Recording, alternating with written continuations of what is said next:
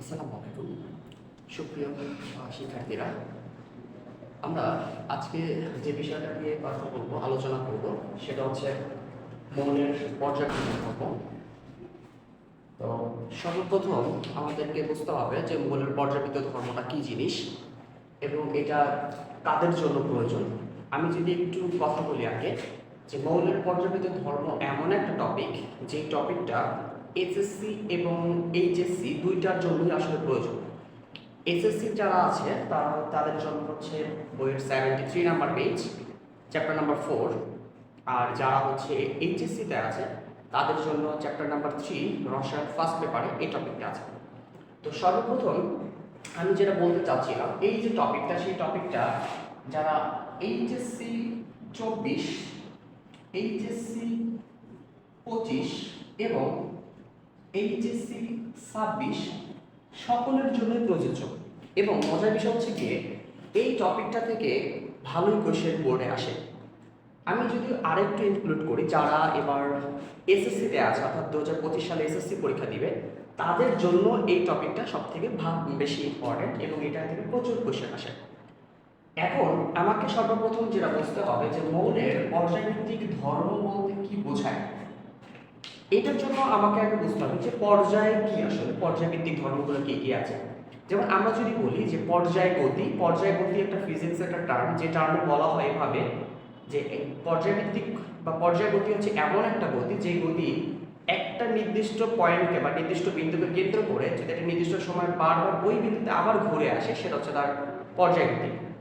রসায়নের পর্যায়ভিত্তিক ধর্ম হচ্ছে এমন একটা ধর্ম, আমরা জানি যে পর্যায় সারণীতে যে 118টা মৌল আছে, সেই 118টা মৌল সাজানোর জন্য আমার আধুনিক পর্যায় সারণীতে 18টা গ্রুপ এবং 7টা পর্যায় আছে।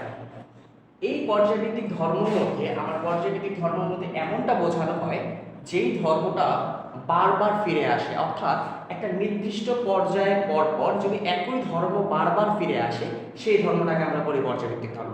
আমি যদি আবার বলি, একটা নির্দিষ্ট পর্যায় পর যদি একই ধর্ম বারবার ফিরে আসে, সেই ধর্মটাকে আমরা বলবো পর্যায়ভিত্তিক ধর্ম। এখন কি কি টপিক আসলে পর্যায়ভিত্তিক ধর্মের মধ্যে পড়ে? সর্বপ্রথম আমরা পর্যায়ভিত্তিক ধর্ম বলতে বোঝাই বা যে টপিকটা নিয়ে কথা বলতে পারি, সেটা হচ্ছে পারমাণবিক আকার। এক নম্বরে যেটা নিয়ে কথা বলা যায় সেটা হচ্ছে পারমাণবিক আকার বা পারমাণবিক ব্যাসার্ধ। পারমাণবিক আকার বা ব্যাসার্ধ।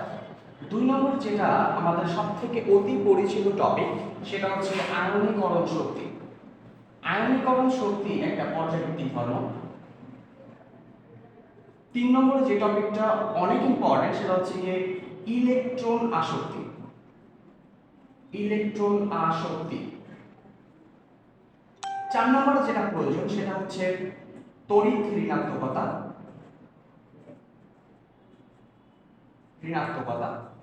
মোটামুটি এই 4টা টপিক সব থেকে বেশি ইম্পর্টেন্ট, বাট এর বাইরেও আরো কিছু পর্যায়ভিত্তিক ধর্ম আছে। যেমন আমি যদি তোমাদেরকে একটু মেনশন করি, যোজ্যতা বা যোজনী একটা পর্যায়ভিত্তিক ধর্ম, বা আমরা যদি বলি গলনাঙ্ক এবং স্ফুটনাঙ্ক একটা পর্যায়ভিত্তিক ধর্ম। এই টাইপের অনেকগুলো পর্যায়ভিত্তিক ধর্ম পর্যায় সারণীর মধ্যে আছে, অর্থাৎ যে ধর্মগুলা একটা নির্দিষ্ট পর্যায় পর বারবার ফিরে আসে, ওই ধর্মগুলোকে আমরা বলছি পর্যায়ভিত্তিক ধর্ম। তো আমি সর্বপ্রথম পারমাণবিক আকার বা পারমাণবিক ব্যাসার্ধ যে পর্যায়ভিত্তিক ধর্মটা আছে ওইটা নিয়ে একটু কথা বলতে চাচ্ছি। তো আমি এটা পার্টটা যদি একটু মুছে নেই, এই জায়গাটায় আমরা পারমাণবিক ব্যাসার্ধ নিয়ে কথা বলতে চাচ্ছি বা আকার নিয়ে কথা বলতে চাচ্ছি।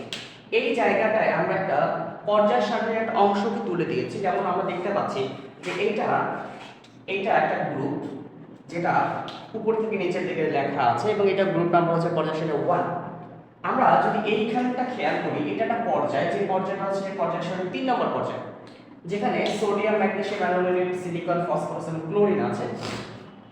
আমরা সর্বপ্রথম যদি এই পর্যায়টা নিয়ে কথা বলি, এই গ্রুপটা নিয়ে কথা বলেছি, এই গ্রুপের পারমাণবিক আকার বা পারমাণবিক ব্যাসার্ধটা কেমন হবে। আমরা যদি এটার ইলেকট্রন বিন্যাসের দিকে তাকাই, তাহলে দেখা যায় যে এটা লিথিয়াম 2 নম্বর কক্ষপথে আছে। দ্যাট মিন্স 2s1 হচ্ছে ওর সর্বশেষ শক্তি স্তরের ইলেকট্রন বিন্যাস। আমরা যদি সোডিয়ামের ক্ষেত্রে যাই সেটা হচ্ছে 3s1, আমরা যদি পটাশিয়ামের ক্ষেত্রে যাই সেটা হচ্ছে 4s1, আমরা যদি রুবিডিয়ামের ক্ষেত্রে যাই সেটা হচ্ছে 5s1। অর্থাৎ আমরা যতই একই গ্রুপের উপর থেকে নিচের দিকে যাই তত প্রতিনিয়তই তাদের ইলেকট্রন বিন্যাসে নতুন করে একটা কক্ষপথ যুক্ত হচ্ছে। দ্যাট মিনস আমরা যদি লিথিয়ামের ক্ষেত্রে চিন্তা করি, লিথিয়ামের ক্ষেত্রে দুটো করে কক্ষপথ আছে যেখানে হচ্ছে 1s2 2s1, কিন্তু আমরা যদি সোডিয়ামের ক্ষেত্রে যাই তাহলে সেটা হচ্ছে 1s2 2s2 2p6 এবং 3s1।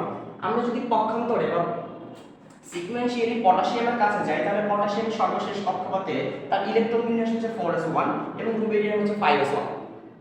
অর্থাৎ আমি আপনাকে এটা মেনশন করতে চাচ্ছি যে আপনি যখনই একটা গ্রুপের উপর থেকে নিচের দিকে আসবেন প্রতিনিয়ত তাদের নতুন করে একটা কক্ষপথ বৃদ্ধি পাচ্ছে।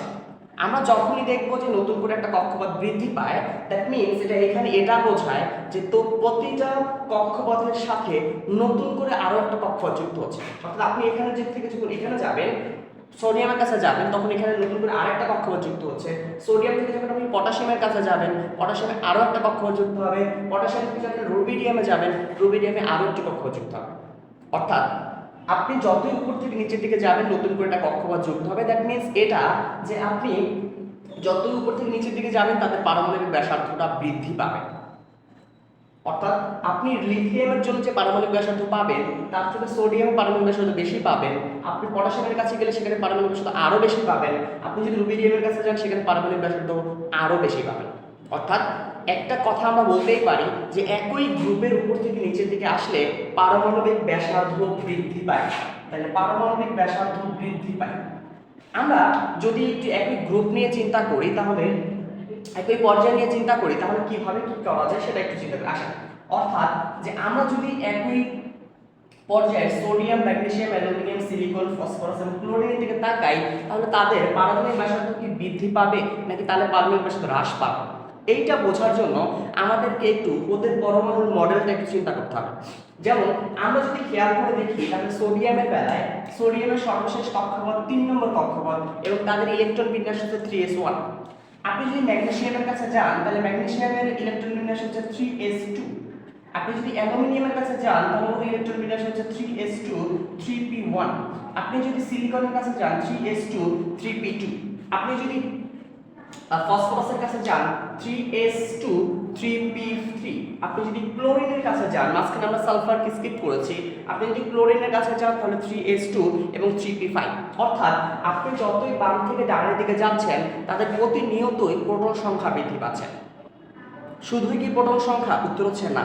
প্রোটন সংখ্যা যে হারে বৃদ্ধি পাচ্ছে একইভাবে তাদের পারমাণবিক সংখ্যার সাথে সাথে ইলেকট্রন সংখ্যাটাও বৃদ্ধি পাচ্ছে। অর্থাৎ আমরা বলতে পারি যে ক্লোরিনের প্রোটন সংখ্যা যদি 17টা হয় এদের ইলেকট্রন সংখ্যা হবে 17টা।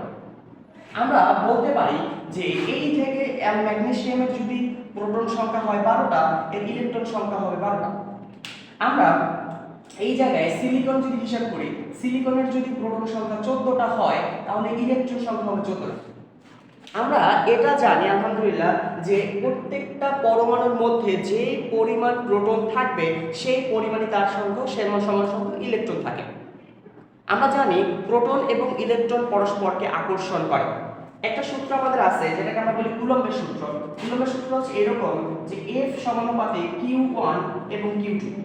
এইটার মিনিং হচ্ছে এটা যে আপনি যদি দুটো বিপরীতধর্মী চার্জকে পরস্পরকে দূরে রাখেন তাহলে সেই চার্জের মধ্যে অবশ্যই একটা আকর্ষণ সৃষ্টি হবে, যে আকর্ষণটাকে আমরা বলি স্থির বৈদ্যুতিক আকর্ষণ বল। এখন সেই চার্জের পরিমাণ যত বেশি হবে সেখানে স্থির বৈদ্যুতিক আকর্ষণ বলের মান তত বৃদ্ধি পাবে। অর্থাৎ আমি বলতে চাচ্ছি যে এইখানে Q1 এবং Q2 এর ভ্যালু যত বেশি হবে তত F এর ভ্যালু তত বেশি হবে, অর্থাৎ আকর্ষণ বল তত বেশি হবে। আমরা যদি খেয়াল করে দেখি যে ম্যাগনেসিয়ামের কেন্দ্রে প্রোটন আছে 12টি এবং ম্যাগনেসিয়ামের চারদিকে যেই কক্ষপথগুলো আছে সেই কক্ষপথে ইলেকট্রন আছে 12টি।